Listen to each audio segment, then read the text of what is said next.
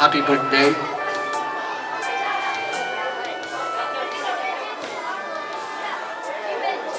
Happy birthday to you. Happy birthday to you. Happy birthday, happy birthday, happy birthday, Jewel. Tante auguri a te, tutti. Tanti auguri a te, tanti auguri a Jewel, tanti auguri a te.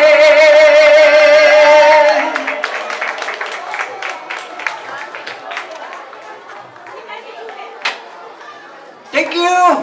Maraming salamat mga kaibigan sa mga dumalo. Hindi pa tayo tapos lahat. Marami tayong pagkain. Umulit lahat ng nandun. Marami tayong pagkain, umulit po kayong kumain. Okay? Sabina! Sabina! Kasi Sabina. Magsasalita si Jewel. Si. Nono, magsasalita ko? Hi! Magsasalita yung Nono. Pangalan mo. Okay. Ha? Magsasalita si Nono. Pangalan mo. Kumitik yummy. Eh? No sento. Aliran. Magsasalita si Nono. Jewel. Hai visto che Nono sta perdendo capelli? Allora? Pero Jewel, hai sentito, Nono, quando vai a scuola e quando tu prendi a scuola, alam mo, yung mga ano rito ngayon, yung mga nonong Italyani, nakikita mo. Ngayon din, ganun din ang nakikita ko. So, in italiano, vero? Giusto. Hai visto Nono? Sta perdendo capelli. Sto perdendo capelli per te. Sto perdendo di più per lui. Ormai siamo finiti, ragazzi. Però no, sta perdendo tutto. Ormai i capelli sto già puloyando. Ano yung ibig sabihin ng puloyando? Nagkukulay na ako, ragazzi. Per queste due. Però Jewel, guarda, hai sentito l'amore del nonno, anche della nonna. E l'amore è vero. E l'amore è vero. 5 minutes pa? Meron ba? Hai capito? Non ha capito niente, allora. Jewel, per tutta la nostra vita ti vogliamo bene. Baki amin. Ganda si Maribe, oh. Amin. Maribe, kasama ka na sa sa speech ko, ha? No! Meron pa ba? Meron pa? Ezekiel, Sinong namili ng pangalan mo? Nung araw, mga kaibigan, hindi ko mabigkas yung Ezekiel. Sabi ko, Iskibel. Ay, di kami ito. Yung pala, yung Ezekiel ay kinuha doon sa Giocatore ng Napoli. Perché Michele è nato a Napoli. Allora, Michele è anche tifoso di Napoli. Avete capito? Giù. Però Michele ha due squadre adesso ormai. Di squadra anche di Parma. Avete capito? Però Michele è un napolitano. Ang pangalan Ezekiel. Pero nasa Biblia daw yan. Nalaman ko, nasa Biblia. A me mi fa piacere, io sono contento na Ezekiel ang naging pangalan ni... Pero ang pangalan na binigyan namin ni Nona kay Ezekiel is Chico. Siete di accordo? No? Pocho! Si Mimi, grabe, sasabunutan kita. No! Mi dai altri 5 minuti, per favore. Mi dai altri 5 minuti. Basta!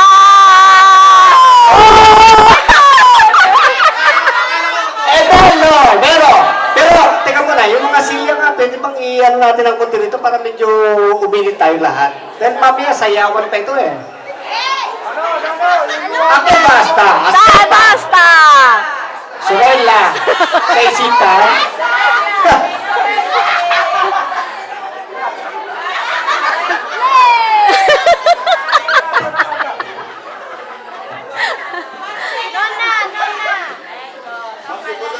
Mamma mia, ragazzi. Ewan ko kung saan pinaglihi.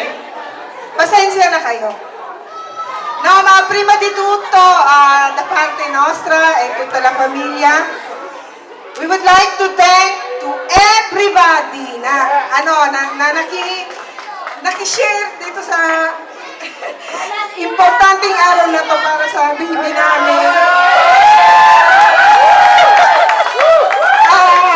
Voglio ringraziare soprattutto Eugene, grazie, bellissima l'allestimento del locale, sa kapatid ko si Tita Dal, che è stata proprio un grande aiuto, tutte le mie sorelle, grazie molto, Tita Mimi, grazie, Tita Mercy, Mercy, sono due Mercy, Daday, yung mga naging kasama namin nung araw, hindi kami pinabayaan, perché la verità è che il mio figlio veramente, kumbaga supporta lang ng ganon, però l'organizzazione è davvero fantastica per questa gente che dall'inizio fino adesso sta sempre vicina a noi.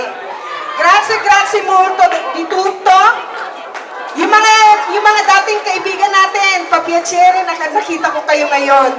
Even if wala na tayo sa community, nandyan pa rin sila. I nostri ospiti ng Italiani, grazie ang Nonna da Milano, Nonna Virgin, Nonna Nida, tutti i nonni, Nonna Reggi, tutto, Ninong, soprattutto Nonno ang Ninong Boy.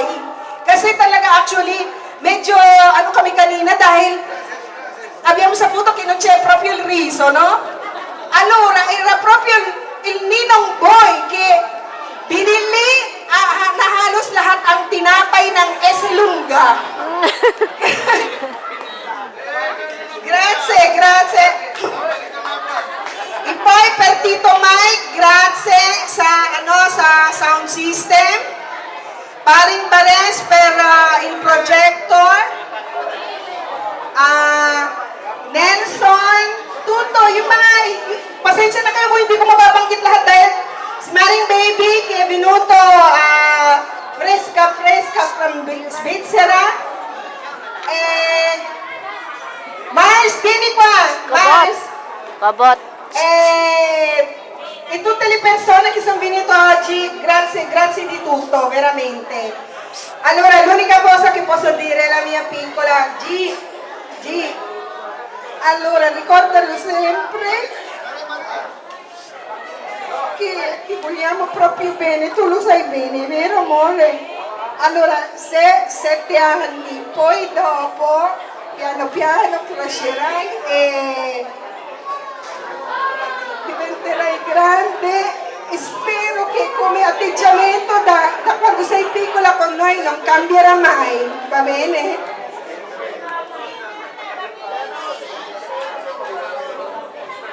Allora, Chico, allora, sei già cristiano te? Sì, è vero che sei